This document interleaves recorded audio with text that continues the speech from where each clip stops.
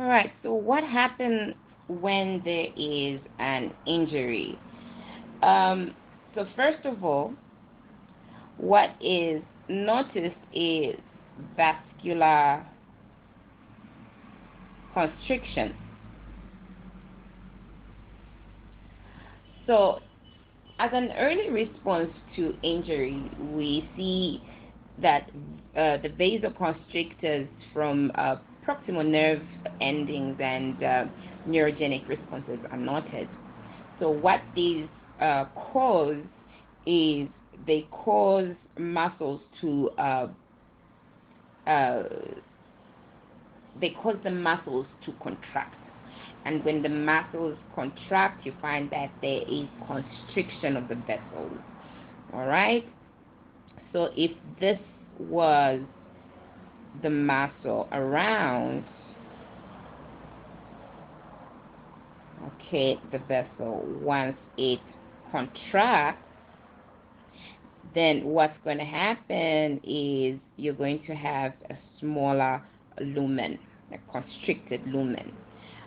So the endothelium produces vasoconstrictors such as endothelin.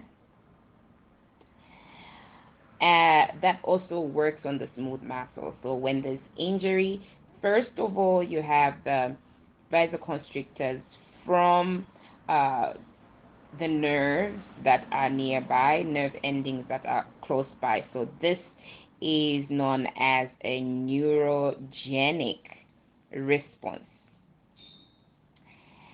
And then the muscles respond to that, and then this is known as so the muscle response, this is what is known as the myogenic response. Aside this, we're also saying that there's endothelin, which also works on the smooth muscle to also cause a similar reaction. Okay.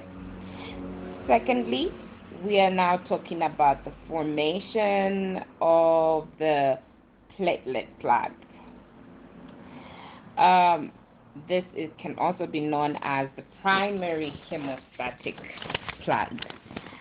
So in understanding what is happening here, we should note that this will involve two processes. And the processes here are adhesion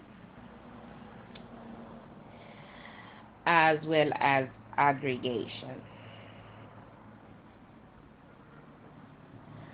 So in adhesion, we are looking at a loss of antiplatelets, okay? So in this case, there is loss of antiplatelets as well as anticoagulant functions. All right. So the injured cell will first of all produce von Willebrand. So the von Willebrand factor will produce, and then this will leak to the traumatized. Okay, it will leak to the traumatized tissue. So if we have this, okay, so what will happen is we have von Willebrand factor leaking to the traumatized tissue. Then this is going to bind to collagen. All right, it's going to bind to collagen and to GPIB. All right. So let me just draw this here. So what you have are platelets that have been exposed. Let's just increase our space here. All right, so platelets that have been exposed, and then von Willebrand will be expressed into the tissue. Okay, so it will bind, of course, to the platelets. Not only will it bind to the platelet, but then it will also bind, it will adhere to receptors